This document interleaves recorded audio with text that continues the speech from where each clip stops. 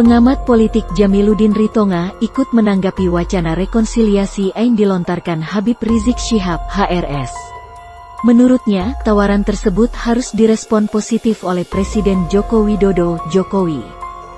Hal ini didasarkan atas gesekan politik antara kedua belah pihak yang semakin menguat.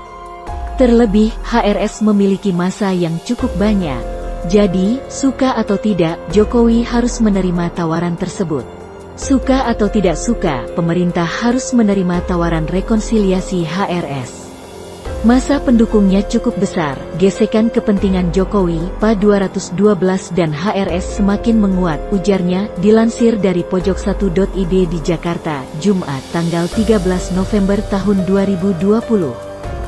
Lanjutnya, ia mengatakan gesekan kepentingan tersebut terlihat saat demo besar-besaran kasus penistaan agama Basuki Cahayapurnama atau Ahok.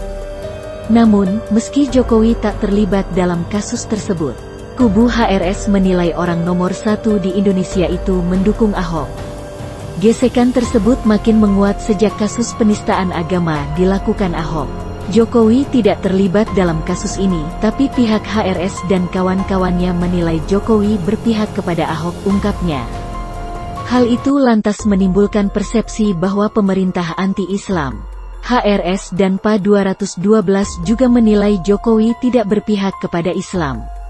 Hal ini membuat gesekan politik pada kedua pihak makin menguat, sambungnya. Rekonsiliasi dapat dilaksanakan segera mungkin mengingat masalah bangsa terus bertambah dan kompleks, tuturnya. Semua ini perlu kesatuan semua anak bangsa untuk bersama-sama mengatasinya, pungkasnya.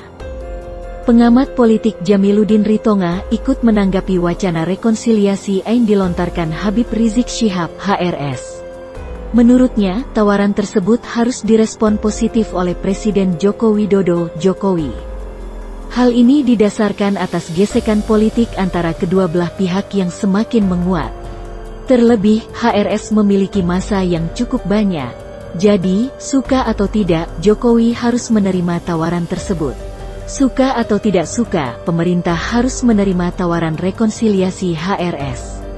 Massa pendukungnya cukup besar, gesekan kepentingan Jokowi, PA 212 dan HRS semakin menguat, ujarnya, dilansir dari pojok1.id di Jakarta, Jumat, tanggal 13 November tahun 2020. Lanjutnya, ia mengatakan gesekan kepentingan tersebut terlihat saat demo besar-besaran kasus penistaan agama Basuki Cahayapurnama atau Ahok.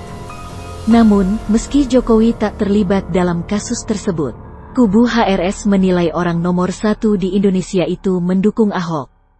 Gesekan tersebut makin menguat sejak kasus penistaan agama dilakukan Ahok. Jokowi tidak terlibat dalam kasus ini, tapi pihak HRS dan kawan-kawannya menilai Jokowi berpihak kepada Ahok, ungkapnya. Hal itu lantas menimbulkan persepsi bahwa pemerintah anti-Islam, HRS dan PA 212 juga menilai Jokowi tidak berpihak kepada Islam. Hal ini membuat gesekan politik pada kedua pihak makin menguat, sambungnya. Rekonsiliasi dapat dilaksanakan segera mungkin mengingat masalah bangsa terus bertambah dan kompleks, tuturnya. Semua ini perlu kesatuan semua anak bangsa untuk bersama-sama mengatasinya, pungkasnya.